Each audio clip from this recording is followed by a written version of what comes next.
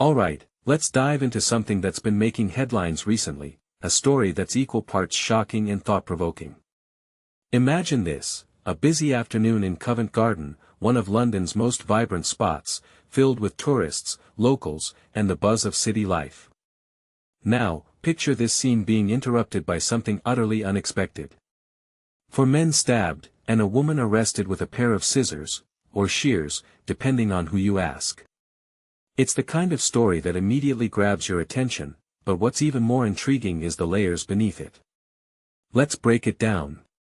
First off, the woman at the center of this, Stella Gollovena, 47, appeared in court facing some seriously heavy charges, 4 counts of wounding with intent to cause grievous bodily harm, plus possession of an offensive weapon. Personally, I think what makes this really interesting is the weapon itself, scissors. It's not your typical knife or gun, which raises a deeper question: what drives someone to use such an everyday object in such a violent way?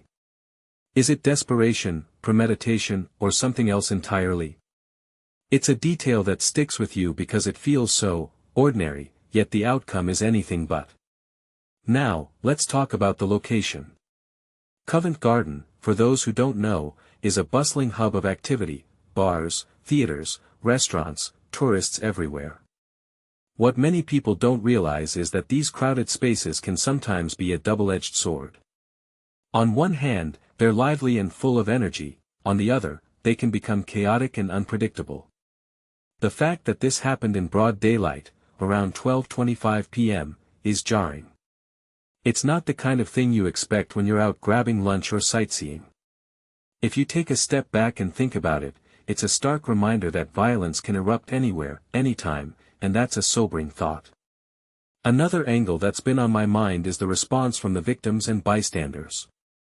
One of the injured men flagged down the police, and another reported being stabbed, but here's where it gets even more complex: a 5th person claimed they were also stabbed but refused to give a statement.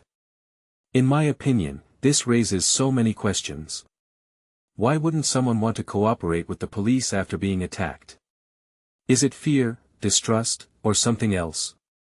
It's a detail I find fascinating because it adds a layer of mystery to an already puzzling situation. The court hearing itself was pretty straightforward. Gollovena confirmed her identity but didn't enter a plea. She's been remanded in custody until her next hearing in September. But what this really suggests is that this story is far from over. There's a lot we still don't know about the motive, the circumstances, and the people involved.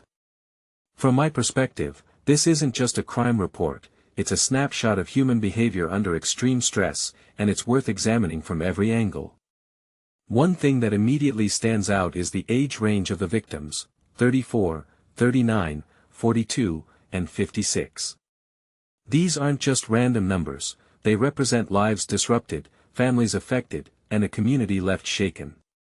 The fact that their injuries weren't life-threatening is a silver lining, but it doesn't erase the trauma of the event.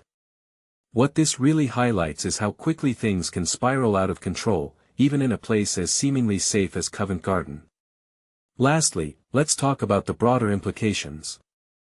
Incidents like this often spark conversations about public safety, mental health, and the role of law enforcement. Personally, I think it's important not to jump to conclusions or stigmatize individuals based on one event. Instead, we should use this as an opportunity to ask bigger questions: how can we better support people in crisis? What measures can be taken to prevent such incidents in crowded public spaces? These aren't easy questions, but they're worth discussing. So, here's my closing thought: this story isn't just about a stabbing in Covent Garden. It's about the fragility of safety, the complexity of human behavior, and the questions it leaves us with. What do you think? Is this just a random act of violence, or is there something deeper at play? Let me know your thoughts in the comments below. Until next time, stay curious.